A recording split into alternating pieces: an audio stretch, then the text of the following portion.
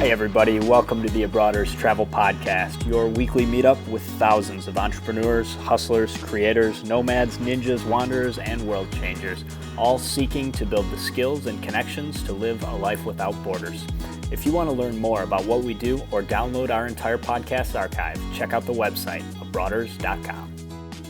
Happy Wednesday morning and welcome to another episode of the Abroaders Travel Podcast. I am AJ Dunn here with Erik Paquette. And today we're going to talk about rules, booking rules, routing rules, and even a bit of inside information on how to trick airline agents who have approximately the same geography knowledge as the one and only Sarah Palin. And we're going to trick them into letting you do what you want with your award itinerary. Love it, man. Okay, so before we get into this show today, I want to share a quick story with you guys. Last Saturday, I went to this pool party with a couple of awesome Swedish girls who were couch surfing at my place. And the party was really good, great DJ, everybody having an awesome time. And I left the place feeling, completely high on life, one of those awesome travel experiences. I get back home to our friend's place where I'd left my motorcycle and saw that my extra helmet had been stolen. It's one of those huge letdowns when something goes wrong. And for the next day or so, I'm just beating myself up, for being careless, not storing it inside the apartment. It was just one of those moments where I just kind of chose to trust people and I got burned. And so I was starting to kind of question whether I was wrong to have so much faith in the goodness of people.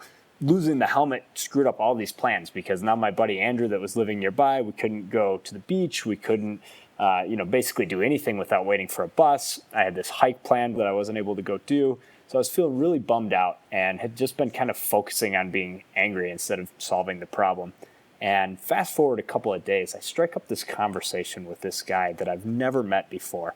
He's got this shop near my place, and it's one of these classic things that exist in Brazil where you don't really know if it's a business or somebody's house or what's going on. Seriously, this place just had a bunch of dirty old tires, and the first time I walked by, there was just this guy smoking a cigarette, drinking a beer, and carving a tire with a giant machete. So I had no idea what the hell this place was all about. And I started talking to this guy. He's really friendly. He's asking me all these questions about where I'm from, what I'm doing in Floripa. And I happened to mention to him the helmet robbery that happened the week before. And he's like, porra, cara, que chato, which is something like, shit, man, that sucks. And he tells me to hang on a second. And he comes back with this motorcycle helmet. And I'm kind of ready to get hustled because I had already called the rental agency. And, they wanted $50 and a bunch of other stuff for the helmet for the last week before I go to Cuba. And this guy just gives me the helmet. He didn't want a deposit, and he just started laughing at me when I offered to pay him some rent. He's like, don't worry about it, man. Just bring it back before you leave on Saturday and buy me a couple of beers. And this helmet's maybe worth $50 here, but to this guy, that was definitely a significant amount of money. He didn't know me, he didn't know where I lived, and he didn't have any collateral. He just trusted me, and I walked away seriously feeling chills, just truly inspiring. To cap it all off, Andrew and I took the bike to the beach and got to see the most incredible sunset, just a majestic end of a day. So I had to share that because it was one of those moments of human greatness that really fuels my love for travel. And I want Abroaders to be a place where our community can share those types of stories as well. Man, that's an awesome story. That's the first time I heard the full version of that. It's funny, that just seems so Brazilian. So Brazil's a country that has a lot of issues, but the people in general seem like, they make up for it. They go 120% to make up for, some of the flaws their country has. 2 years ago, I had that incident where the cop took me to the cleaners, held me up at gunpoint, stole my money. And then the cabbie just said, hey, no worries, dude. Now you're like, you know what it's like to be a Brazilian. I got you, no worries. I'll give you a ride home. Guy gave me a ride home for free. Yeah, just very, very, very cool group of people. And so we're going to make an effort to have stuff like that be a regular part of the podcast. So, if you've ever been inspired or had something really cool happen, just shoot us an email, either Erik with a K or AJ at abroaders.com, and we will share that with, everyone else on the podcast. All right, let's get it going to the iTunes reviews. So we have one from Maria B. She says, I'm very lucky to have stumbled upon this podcast. I plan on going on a trip to Southeast Asia in 5 months, for 5 months, and this is a wonderful tool I can use. Can't wait until the next one. Maria, thank you very much. Kind of a male-dominated listening group we have, but it's nice to hear from the ladies as well. Absolutely. All right, so let's get down to some travel hacking business. If you understand the basic rules for frequent flyer programs where you have points, you can squeeze even more value out of every redemption. Today, we're going to take a closer look at booking and routing rules for United and American Airlines. Remember that booking rules are things like how much does it cost to book a ticket by phone? Can you change your itinerary after travel has started or before travel has started? What are the fees for changing dates or airports on your itinerary? What partners can you book? Can you mix first class and coach? Will an airline hold your reservation if you need to confirm other travel plans before you can commit? Yeah, so routing rules are things like, can I have one or more stopovers on the way to my destination without increasing the price of my redemption? Can I book one-way award tickets for half the price of a round trip? Can I include an open jaw? And, any other random requirements airlines put in place that might limit your options. You don't have to memorize this stuff, but I think knowing some examples of what's out there can be really helpful, help you know what to look for and what questions to ask with any airline that you're considering making a booking. So we're going to be doing a short piece today on a couple of major airlines. So we've got American Airlines. You can get American Airlines points by transferring from Starwood Preferred Guest or with a few different co-branded cards from Citibank. Because of the upcoming merger with U.S. Airways, any of those points will eventually be combinable with your American balance, but that hasn't happened just yet. Yeah, right. So just to clarify, U.S. Airways is officially okay. They got the green light to merge, but they're in the process of putting all the pieces in place with American Airlines. So right now, U.S. Airways points can still be used separately, and they're actually in Star Alliance, so they've got different partners. But eventually, they are going to be in the same organization as American Airlines. They will become one airline. Sometime before they actually become a single entity, those points will be transferable to American Airlines as well. So it's a really good hack to know. If you're acquiring American points, you can also acquire U.S. Airways, and as long as you have a little patience, you're going to have extra American points somewhere down the line. Okay, so let's go through some rules. Keep in mind that these were current as of February 2014. Rules are always subject to change, so you'll want to check the abroaders.com website or send us an email if you have a specific question. Also, once they get all this stuff worked out with the merger, there's definitely going to be some changes as U.S. Airways and American have different rules, so those might change. At any rate, right now American charges $25 to book by phone, but they'll usually waive that fee if you explain that you couldn't get the itinerary to price correctly or to show up correctly on the website. If you choose to book less than 21 days before departure, you'll end up paying a $75 booking fee. Yeah, a quick hack to get around that would be using the British Airways program instead if you have Avios points. They partner with American so you can fly on the same plane but avoid the $75 fee. And just remember that you'll be using the British Airways distance start pricing instead of that American zone chart we've talked about. You can change the dates of travel for free as long as you don't change airports on the itinerary. If you do need to change airports, American will charge you $150. Keep in mind that the price and points will be different if you change from economy to business class or first. There's obviously no freebies to upgrade there. You also have to find the same type of award availability. If you started out with a Saver Award, the lowest off-peak pricing, and you change to a date with only standard awards available, the mileage amounts are going to go up. And the last important booking rule for American is that they will hold your award for up to 5 days without charging you the miles or the taxes and fees. So if you've got other travel plans to make, like hotels or flights or other airlines, you can hold the American reservation, confirm all the other pieces, and then go back and confirm that American Airlines booking. Awesome advice. That award hold is really useful, and many other airlines are not so generous, so take advantage of that. Okay, so let's talk about routing rules. These are all for American's regular zone-based award chart. We're going to leave their distance chart rules for another day. As we mentioned on the last show, American does allow one-way tickets for half the price of round trip. The one-way option sort of makes talking about open jaws a moot point. If you want an open jaw, you could just book 2 one-ways, like US to Rome and then return from Paris back to a different place in the US. Now, we're going to talk about the stopover, which is defined as any place that you stay for at least 24 hours. 23 hours and 59 minutes is a connection. 24 hours is a stopover. Yeah, American stopover rule, it's one of the most misunderstood things in the world of travel hacking. So we're going to break it down for you nice and easy. First, a stopover is only allowed on an international flight. No domestic flight stopovers allowed. A stopover can only happen at the last place you're leaving on your international flight and it happens on the first place you arrive when you come back to North America, coming back from overseas. So American Airlines defines North America as the U.S., including Hawaii and Alaska, Canada, Mexico, Bermuda, the Bahamas, and the Caribbean. So check out the show notes for a link, and we'll have all that stuff set up for you. Okay, so let's do some examples here.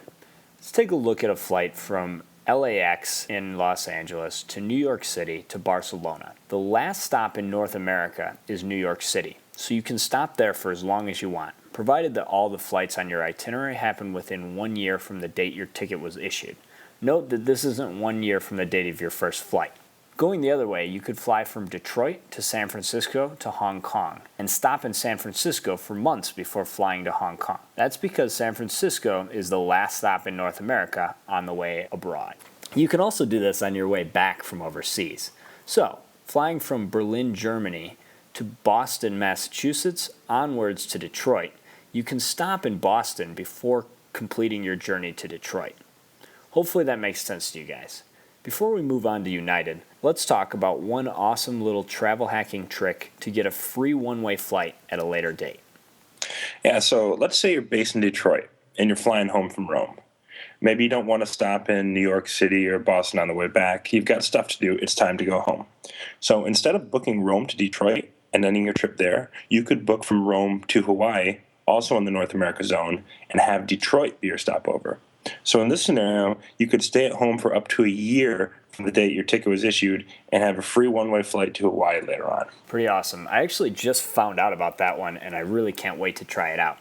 The last rule to mention here is that you can't double back with your stopover routings. So if you're flying from Europe, which is obviously to the east side of the United States, you can't stop over in LA on the West Coast on the way to your final destination of New York City. It's pretty common sense. You just can't fly past your destination on the way to the stopover and then double back. Sometimes agents honestly will let you get away with that, and there's a couple of people in the frequent flyer community who've actually booked that exact itinerary. Apparently the agents didn't realize LA was on the West Coast and New York was on the East Coast. So it's possible, but don't depend on it. If you guys really want to go to school on this stuff, you should check out an awesome post by Gary from View from the Wing that we're going to link to in the show notes. Gary's one of the most well-respected travel hacking writers out there. He has hundreds of thousands of followers on his blog, and he's a big reason we became experts on award travel. Yeah, just be ready to be swamped with details. The man will take thorough to a whole new level. But if you don't like the idea of paying a booking service to do this kind of stuff for you and you want to educate yourself, which we obviously always encourage, he is a certified grandmaster of travel hacking. All right, so time to get after United Airlines. You can get United points from a bunch of different business and personal credit cards issued by Chase. You can also transfer them in from the Chase Ultimate Rewards program. United just devalued their award chart at the beginning of 2014, making first and business class redemptions a bit more expensive. But there are still tons of great values. United charges a $25 fee to book by phone, but they'll usually waive that if you explain you weren't able to get the itinerary to price correctly on the website. If you book less than 21 days before departure, you'll end up paying the $75 booking fee, just like American. There aren't any United partners that don't have the close-in booking fee, so you're stuck eating the extra cost if you have to book within 21 days of departure. Like American, you can change the dates of travel for free as long as you don't change any airports on the itinerary. If you do need to change the airports, United will charge you $75 if you give them more than 21 days notice. If it's within the 3-week window, it's going to change costs to $100. Keep in mind that your price and points will be different if you change from economy to business or first. You'll also have to find the same type of award availability. Like if you started out with a saver, the lowest off-peak pricing, and you change to a date with only standard awards available, the mileage amounts still go up. And now, unlike American, United will not hold your award. So once you find the availability you need, you have to book it to make sure someone else doesn't steal the seats from under you. Fortunately, your Chase Ultimate Rewards points will transfer to United instantly, so if you have those points, it's possible to find the reservation and transfer exactly the number of miles or points you need to book the trip on your United account. In fact, when we booked our trip from Europe to Asia last year, Erik transferred our Ultimate Rewards points over while on the phone with the agent that was helping him book the trip, so I mean, it really is instantaneous. Yeah, it happens within a couple of seconds. One exception here that's actually a great hack is that you can hold awards if you're booking with the United website, if and only if you don't have enough points in your account for the redemption. So in other words, if you're looking at a business class flight that's going to cost you 100,000 points round trip on United and you only have 70,000 in your United account, the website will allow you to reserve those seats for 24 hours where nobody else can steal them out from under you and give you enough time to transfer the points in. Obviously, that only works if you do have some ultimate rewards or some other way to transfer points inbound to United, but it's a great way to hang on to those. So anyways, moving on, let's talk about some routing rules. United does allow one-way flights at half the price of round trip, but the stopover option is only available if you book a round trip.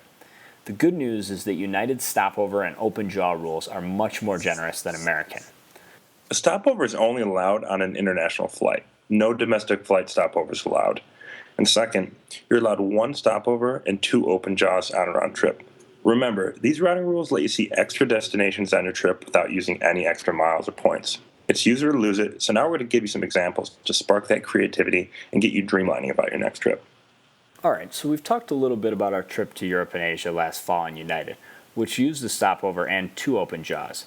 We actually originally booked with just 1 open jaw and then got a request to meet with one of our clients in San Francisco. So that's a perfect example of being able to make that change once you've started your trip. We were able to add the 2nd open jaw, and instead of flying back to Detroit, we were able to make that change to fly and end our trip in San Francisco. Just had our client pick up the tab to get from San Francisco back home to Detroit. And it was possible. We just called the United's reservation line mid-trip from Ho Chi Minh, Vietnam. Yeah. All right, let's take it from the tip top. So the first thing we did is we flew from Detroit to Munich, and that had a 3-week stopover. That gave us a chance to check out Munich, Prague, Berlin, and we only paid around $200 on train tickets and car rental. After the stopover, we flew from Munich to Bangkok and open-jawed our flight home out of Ho Chi Minh City. So we were able to get creative and make a couple more stops in Asia since we scheduled more than a month between our arrival in Bangkok and our flight home from Saigon. Saigon also Ho Chi Minh City. Yeah, sorry guys. When I say Ho Chi Minh City, I mean Saigon, and when I say Saigon, I mean Ho Chi Minh City. All right, so having a diverse portfolio of miles was a big help. We couldn't find any good zone or distance-based charts that would let us get awards from Bangkok to Bali, Indonesia. So we used fixed value points from our Barclays arrival card and got reimbursed for the $400 for the 2 plane tickets. From Bali, we flew to Hanoi, which is northern Vietnam, on American Airlines with their partner, Malaysia Airlines. It cost us 15,000 miles per person as a one-way. There are tons of cool possibilities, but there's also a few restrictions with these United rules. The easiest thing to remember is that United's restrictions all have to do with the zones. Just as an example, you can't go to Australia through Europe. Apparently, United they didn't like that route. They don't do it. So we're going to link to an advanced post with some detail for those of you interested in really going to school. But the best course of action here is just to hop on United's website and give some routes a try. Very cool. One other thing, just to remind you guys, we do have an award booking service called Award Sherpa, and essentially it's a done-for-you service. We have a quick interview or get your information about how many miles you have and in what account, and then figure out how to best get you to the destination that you want to go. So it's something that if you don't have the time to do the research and you know for sure, especially if you're looking at a first or business class flight that can cost anywhere from $3,000 to $10,000 in cash to actually buy the ticket, that's a really good opportunity to use the booking service. The second thing that we are offering is helping people manage their frequent flyer accounts. So in the same way that your stockbroker might tell you not to have all of your assets in one fund that could crash and you lose all your money, that's what we do for frequent flyer miles. So making sure that you're well diversified and churning credit cards in a way that's leveraging your credit to get balances that are sufficient to make the types of bookings that you're going to want to make in the future in a whole bunch of different accounts that gives you options so that when you know you want to go to Europe, you got a couple of different carriers that'll get you there. When you know you want to go to Asia, you got a couple of options there. And if you think you're going to do them both in one trip, you maybe have those United miles to let you do the stopover. Well said. Also, remember to send us some inspirational stories, any travel tales, and we'll feature them on upcoming episodes. One more thing, too. Hop onto our homepage at abroaders.com and you'll have a chance to sign up for our email list. So we only put the show on once a week, so it's not a great distribution method for time-sensitive alerts like huge sign-up bonuses. Last week, Erik got in on a 100,000-point American Airlines bonus, which is only available for a couple of days. All right, well, thanks for being with us this week, everybody. We've got a great user-contributed International Jam of the Week. Danny dropped us a note after listening to the jam on episode 6 and told us we needed to check out SDP, which is Stone Deaf Productions. It's a German group. Haven't been able to find a whole lot of information on these guys, but it's some deep house, definitely some great productivity music. We're going to play out with that, and we will see you guys next week. Taking a short break from the travel hacking stuff. Going to come at you with an episode on some language learning. Really excited about that one. We will be back for episode 10 right around the time of Carnival. Can't promise we're not going to be drinking a little bit, but it's going to be a good show. We'll see you guys then. Reißen wir uns gegenseitig raus oder reiten wir uns rein? Hältst du mich lang genug aus? Bin ich bald wieder allein? Ey Schatz, krass, ich halt fast nicht mehr aus. Du küsst meinen Bauch und ich deinen auch. Und mein kleines Herz bounced. Es ist fast wie im Traum. Hey brothers, don't be shy. The best part of our day is connecting with you. Send your show feedback, comments, or questions to Erik or AJ at abroaders.com. You can also leave us an audio note right on the website and maybe even get yourself featured on the next episode of the Abroaders podcast. Es ist fast wie im Traum. Ich wollte nie ein Liebeslied schreiben, nur in Nagels rappen und so sollte es bleiben. Doch du machst ihn schmalzig und er wird zum Poet. Nur seine Hoes und Homeboys vermissen den Prolet.